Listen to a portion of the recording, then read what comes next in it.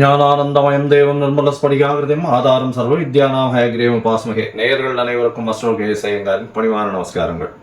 பராபவ வருஷம் 14/4/2026 இது தமிழ் வருஷங்களில் பார்த்தாலேயானால் 60 வருஷங்களில் 40வது வருஷமாக வருது. விஸ்வாவசு வருஷம் அப்படின்றதுக்கு அடுத்ததாக பராபவ வருஷம் வருது.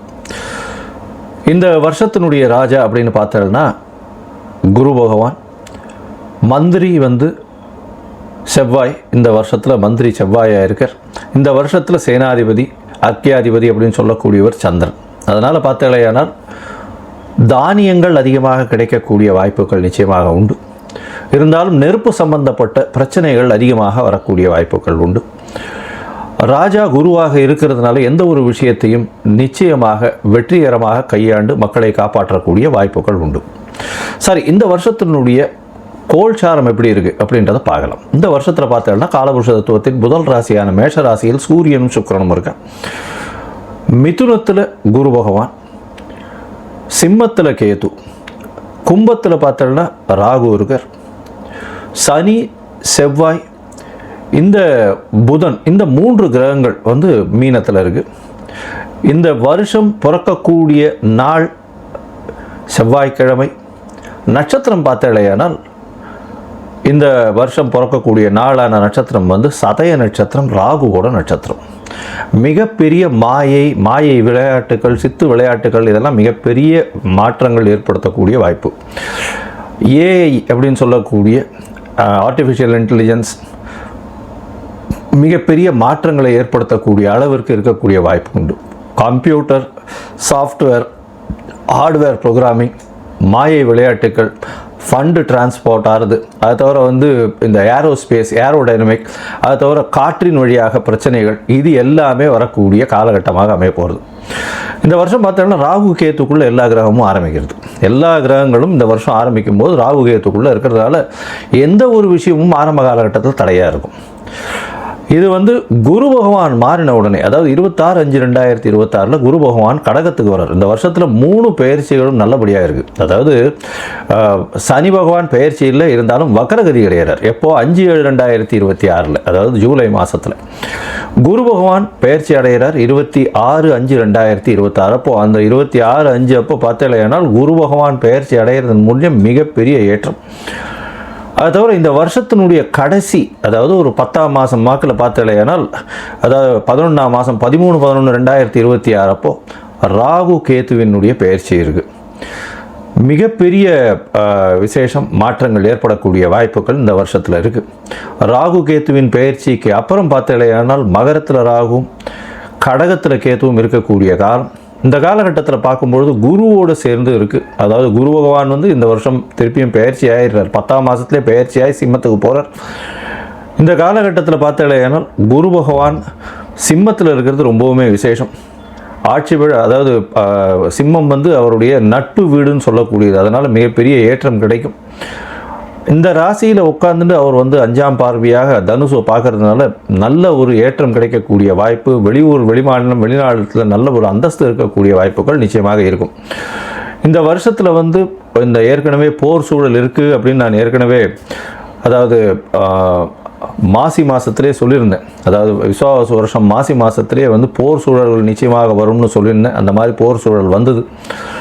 இப்போ பார்த்தோம்னா போர் சூழல்கள் சற்று அமைதிப்படக்கூடிய வாய்ப்புகள் உண்டு. எப்போத்துலேருந்து, அதாவது மே மாதம் 2026 பார்த்தீங்கன்னா போர் நிச்சயமாக கம்மியாகக்கூடிய வாய்ப்புகள் உண்டு.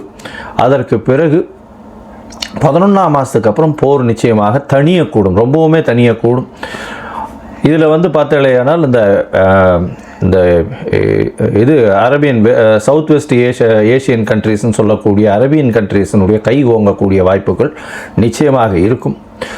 வெஸ்டர்ன் கண்ட்ரீஸ் கொஞ்சம் பிரச்சனைகள் ஆகக்கூடிய வாய்ப்புகள் நிச்சயமாக உண்டு. அரேபியன் கண்ட்ரீஸ் ரொம்ப ஸ்ட்ராங் ஆகக்கூடிய வாய்ப்பு இருக்கக்கூடிய வாய்ப்புகள் நிச்சயமாக உண்டு. இந்த வருஷத்தில் பார்த்தலையானால் உங்களுக்கு தங்கத்தினுடைய விலை 12,000 15,000 அதே ரேட்லேயே இருக்கும். அது தவிர வெள்ளியினுடைய விலை சீராக ஏறி கிட்டத்தட்ட ஒரு 300, 350, 400 ரூபாய் பர் கிராமுக்கு கொண்டு வந்துடும். இப்போ பார்த்தோம்னா இந்த வருஷம் நம்மளுடைய இந்தியன் கரன்சி ஸ்டேபிளாக இருக்கும். இருந்தாலும் டாலர் ஸ்டெபிலிட்டினால் வந்து இந்தியன் கரன்சி சற்று வீழக்கூடிய வாய்ப்புகள் மிகவும் அதிகம். 105 ரூபா வரலும் போகக்கூடிய வாய்ப்புகள் நிச்சயமாக இருக்குது. அது தவிர பார்க்கும்பொழுது ஷேர் மார்க்கெட் இண்டிசஸில் நல்ல ஒரு ஏற்றங்கள் இருக்கக்கூடிய வாய்ப்பு. மே மாதத்துக்கு மேலே ஷேர் மார்க்கெட்டில் மிகப்பெரிய மாற்றங்கள் வரும். ஷேர் மார்க்கெட்டில் நிச்சயம் ஏற்றம் இருக்கும். எக்ஸ்போர்ட் இம்போர்ட் பிஸ்னஸ்லாம் வந்து பார்த்தோன்னா ஏப்ரலுக்கு மேலே மே மாதத்துக்கு மேலே நல்லபடியாக இருக்கக்கூடிய வாய்ப்பு. ஏன்னா குரு பகவான் 12ஆம் இடத்து தன்னோட வீட்டையை பார்க்கும்பொழுது நிச்சயமாக ஏற்றம் கிடைக்கும். இந்த காலகட்டத்தில் ராகு கேத்துக்குள்ளே இருக்கிறதுனால எந்த ஒரு விஷயத்திலும் நிச்சயமாக தடைகள் அதிகமாக இருக்கும்.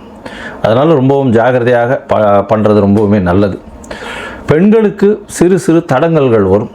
அரசாங்கத்தின் மூலியமாக அரசாங்கத்தில் பெண்களுக்கு வந்து அந்த அளவு ஏற்றம் இருக்கக்கூடிய வாய்ப்புகள் இல்லை. ஏன்னா இந்த வருஷம் பிறக்கும் பொழுதே 12ஆம் இடத்துல வந்து சுக்கிரன் போகிறது வந்து அந்த அளவு விசேஷத்தை கொடுக்காது. சூரியனோட சம்பந்தப்பட்ட மேஷத்தில் சுக்கிரன் இருக்கிறது அந்த இடத்துல அந்த அளவுக்கு விசேஷத்தை கொடுக்காது.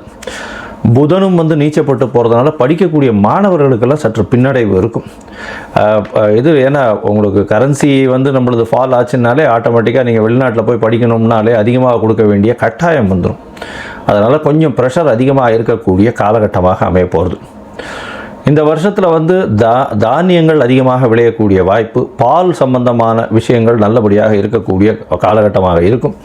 எந்த ஒரு பிரச்சனையையும் நிச்சயமாக சமாளிக்கக்கூடிய ஒரு பெரிய விஷயம் வந்து நம்மளுடைய கண்ட்ரிக்கு நிச்சயமாகவே இருக்கும். ஏன்னா குரு பகவான் வந்து இந்த வருஷத்தினுடைய ராஜா பொறுப்பில் இருக்கிறதுனால எந்த ஒரு விஷயத்தையும் எல்லாத்தையும் அனுசரித்து போகக்கூடிய நல்ல ஒரு ஏற்றம் இருக்கும். சட்டத்திட்டங்கள் கடுமையாகக்கூடிய வாய்ப்புகள் உண்டு. ஏன்னா மந்திரி வந்து செவ்வாயாக இருக்கிறதுனால.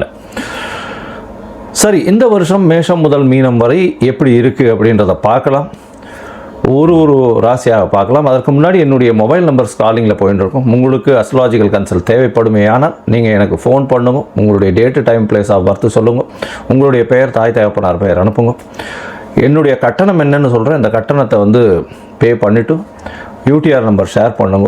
ஏன்னா நான் பார்த்த அதாவது 70 to 80% ஜாதகத்தில் பார்த்தேன்னா சந்தி நிறைய இருக்கும். அதாவது நட்சத்திர சந்தி, நட்சத்திர பாத சந்தி, அது தவிர லக்ன சந்தி இதெல்லாம் இருக்கும். இந்த காலகட்டம் நன்னா இருக்குன்னு நினச்சிட்டு இருப்பா. ஆனால் அவளுக்கு பெரிய அடி உழக்கூடிய வாய்ப்புகள் உண்டு. ஏன்னா அவள் வந்து மிருகசீரிஷம் 2ஆம் பாதம்னு நினச்சிட்டு இருப்பா. மிருகசீரிஷம் 3ஆம் பாதத்தில் இருக்கும். அப்படி பார்த்தோன்னா ரிஷப ராசின்னு நினச்சிட்டு இருப்பா, மிதுன ராசியாக இருக்கும். ரிஷப லக்னம் நினச்சிட்டு இருப்பா, மிதுன லக்னமாக இருந்துருக்கும். இதெல்லாம் கூட பரவாயில்ல. விசாக நட்சத்திரமில் வந்து 2 இது வந்துடும், மாறி வந்துடும். அதாவது 3 பாதங்கள் ஒன்றுத்துலேயும் 4ஆம் பாதம் ஒன்றுத்துலேயும் வந்துடுறதுனால சுக்கிரனோட வீட்லேயும் ஒன்று செவ்வாயினுடைய வீட்லேயும் மாறி வர்றதுனால மிகப்பெரிய பிரச்சனைகளும் வரக்கூடிய வாய்ப்பு உண்டு. ஏன்னா இதுக்கு உண்டான சுவர்கள் அதுக்கு கிடையாது. அதனால் வந்து பிரச்சனைகள் நிச்சயமாக வரும். அதனால் உங்களுடைய ஜாதகத்தில் இருக்கக்கூடிய சந்தி என்ன ஏதுன்றதெல்லாம் பார்த்துட்டு உங்களுக்கு உண்டான ஜாதகத்தை போட்டு உங்களோட வந்து டைம் ஸ்பெண்ட் பண்ணுறேன். அதாவது டைம் இது பண்ணி அப்பாயின்மெண்ட் ஃபிக்ஸ் பண்ணுறோம். உங்களுடைய தசாபுக்தி அந்தரம் சூக்ஷ்மம் எப்படி இருக்குன்றதை பார்த்து, இப்போ இருக்கக்கூடிய கோல்சார நிலை எப்படி இருக்குன்றதை பார்த்து உங்களுக்கு உண்டான பலன்கள் என்னன்றதையும் சொல்கிறேன்.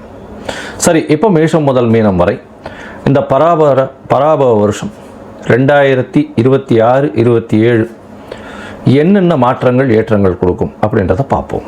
தனுசு, மூலம், பூராடம், உத்திராடம் இந்த 3 நட்சத்திரம் 9 பாதங்களை கொண்ட ராசி. ராசியின் அதிபதினு சொல்லக்கூடியவர் குரு. ராசிக்கு சப்தமத்திலே இருக்கார். இந்த வருஷம் ஆரம்பிக்கும் பொழுது பெரிய ஏற்றம் என்னென்னா உங்களுடைய ராசியை பார்க்குறார். உங்களுடைய ராசிநாதர் நல்ல ஒரு ஏற்றம், தீர்க்கமான சிந்தனை, எடுத்த விஷயங்கள் எல்லாத்திலையும் வெற்றி கிடைக்கக்கூடிய வாய்ப்பு. பார்ட்னர்ஷிப் பிஸ்னஸில் நல்ல ஒரு ஏற்றம் இருக்கக்கூடிய காலகட்டம். உங்களுக்கு வந்து பார்த்தாலேயானால் திருமணத்துக்கு பார்த்து கொண்டு இருப்பவர்களுக்கு நிச்சயமாக திருமண பாக்கியம் அமையக்கூடிய வாய்ப்பு இந்த காலகட்டத்தில் நிச்சயமாக அமையும். இதன் மூலியமாக உங்களுடைய முயற்சிகள் எல்லாமே வெற்றி அடையக்கூடிய வாய்ப்புகள் இந்த காலகட்டத்தில் உண்டு. சரி, குரு பகவான் வந்து பெயர்ச்சி ஆகிட்டார் அப்படின்னா இந்த பராபவ வருஷத்தில் பார்த்தோம்னா 26/5/2026 குரு பெயர்ச்சியாரர் கடகத்துக்கு போகிறார். என்ன சார் 8ஆம் இடத்துல போய் மறைகிறாருன்னா உச்சம் பெற்று போகக்கூடிய இடம். குரு கடகத்தில் உச்சம் பெறுறார்.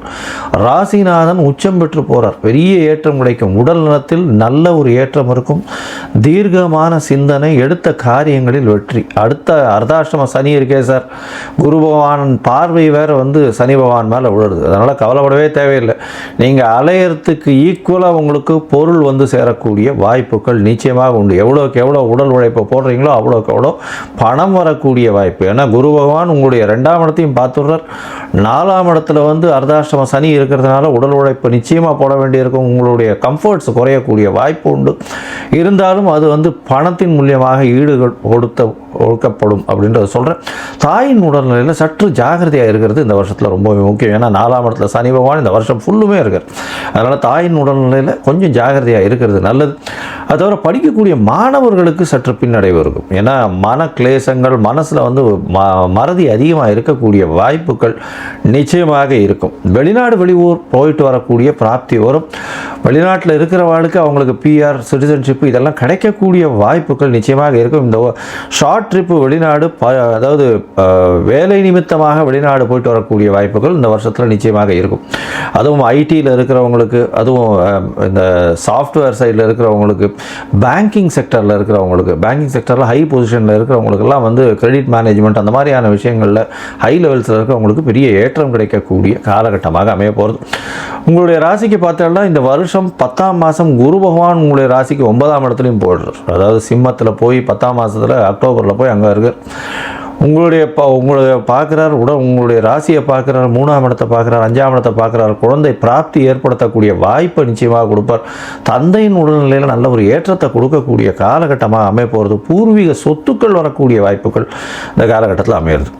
11ஆம் மாதம் பார்த்தோம்னா இந்த அக்டோபர் மாதம் அப்புறம் நவம்பர் மாதத்தில் ராகு கேத்து பயிற்சி. ராகு பகவான் 2ஆம் இடத்துல வந்துடுறார், கேத்து பகவான் 8ஆம் இடத்துக்கு போகிறார். ராகு 2ஆம் இடத்துல வரும்பொழுது பேச்சில் ரொம்ப ஜாகிரதையாக இருக்கணும். ஏன்னா நீங்கள் பேசுகிறது வந்து தவறாக புரிந்து கொள்ளப்படும். கொஞ்சம் கடும் சொற்கள் வரக்கூடிய வாய்ப்பு, உங்களையே அறியாமல் டக்குன்னு பேசக்கூடிய வாய்ப்புகள் கொஞ்சம் அதிகமாகவே இருக்கும். அதே மாதிரி 8ஆம் இடத்துல வந்து கேது பகவான் போகும்போது சிறு சிறு பிரச்சனைகள், அதாவது வெளி மாநிலங்கள், வெளி மாநிலத்தாரோ, வெளி நாட்டவர் மூலியமாகவோ சிறு சிறு தொல்லைகள் வரும். வெளிநாட்டிலிருந்து வரக்கூடிய பணங்களில் கொஞ்சம் பிரச்சனைகள் இருக்கக்கூடிய வாய்ப்புகள் உண்டு. மொத்தத்தில் பார்க்கும்பொழுது இந்த தனுசு ராசிக்காரர்களுக்கு ஏற்றமான காலம். குரு உங்களுடைய ராசிக்கு சமசப்தமத்தில் இருந்து இருக்கிறதுனால உடல் நலத்தில் ஏற்றம், தீர்க்கமான சிந்தனை, எல்லா விஷயத்திலும் வெற்றி பெறக்கூடிய வாய்ப்பு இருந்தாலும் அர்த்தாஷ்டம சனி இருக்குது. அதனால் வந்து கொஞ்சம் ஜாகிரதையாக, அலைச்சல் கொஞ்சம் அதிகமாக இருக்கும். தாயின் உடல்நிலையில் சற்று பின்னடைவு இருக்கக்கூடிய வாய்ப்புகள் நிச்சயமாக இருக்கும் இந்த வருஷத்தில். பண வரவிற்கு பஞ்சம் இருக்காது. வீடு மனை வாங்கினீங்கன்னா ரொம்ப ஜாகிரதையாக லீகல் இஷ்யூஸ் எல்லாத்தையுமே பார்த்து கொஞ்சம் எடுக்கிறது ரொம்பவே நல்லது. படிக்கக்கூடிய மாணவர்களுக்கு ஒரு தடவைக்கு 10 தடவை படிக்க வேண்டி இருக்கும். ஏன்னா சனி பகவான் 4ஆம் இடத்துல இருக்கிறதுனால மறதி கொஞ்சம் அதிகமாக இருக்கக்கூடிய வாய்ப்புகள் மிகவும் அதிகம். பேச்சில் ரொம்ப ஜாகிரதையாக இருக்கணும். 2ஆம் இடத்துல ராகு பகவான் வந்துடுறார். 2ஆம் இடத்துல ராகு பகவான் வரும்போது பேச்சில் ரொம்ப ஜாகிரதையாக இருக்கணும். கேத்து 8ஆம் இடத்துல இருக்கும்போது ரொம்ப ஜாகிரதையாக இருக்கணும். உடல் நலத்தில் ரொம்ப கவனமாக இருப்பது ரொம்பவுமே நல்லது. உடல் நலம் நலமாக இருக்கும். இருந்தாலும் 8ஆம் இடத்தில் கேது பகவான் இருக்கும்போது பிரச்சனையை உடல் நலத்தில் நிச்சயமாக காட்டுவார். அது தவிர ஆஸ்பத்திரி போகக்கூடிய வாய்ப்புகளும் உண்டு. ரொம்ப ஜாகிரதையாக இருக்கிறது நல்லது. இந்த தனுசு ராசிக்காரர்கள், அதுவும் வந்து பொற்கொள்ளர்கள், இது டீச்சராக இருக்கிறவங்க, ப்ரொஃபஸராக இருக்கிறவங்க, பேங்கிங் செக்டரில் இருக்கிறவங்க, இவங்களுக்கெல்லாம் பார்த்திங்கன்னா நல்ல ஒரு ஏற்றம் இருக்கும். ஆடிட்டிங் லெவல்ஸில் இருக்கிறவங்களுக்கெல்லாம் பார்த்திங்கன்னா பெரிய மாற்றங்கள் இருக்கும். பார்ட்னர்ஷிப் பிஸ்னஸ் எல்லாம் நல்ல ஒரு இவ்வளோ நாள் பார்க்க முடியாத அளவுக்கு பெரிய பணம் வரக்கூடிய வாய்ப்புகள் நிச்சயமாக உண்டு. நீங்கள் ஒரு தடவை வந்து குருவாயூர் போயிட்டு வாங்க. ஏன்னா குரு பகவானுக்கே குருவாக இருக்கக்கூடியவர் அங்கே. அதனால் குருவாயூர் அப்படின்னு பெயர். குருவாயூரை போய் பார்த்துட்டு அங்கே இருக்கிற கிருஷ்ணரை சேவிச்சுட்டு வாங்க. குருவாயூர் அப்பனை சேவிச்சுட்டு வாங்க. நல்ல ஒரு ஏற்றம் உங்கள் வாழ்வில் நிச்சயமாக வந்தே தீரும்.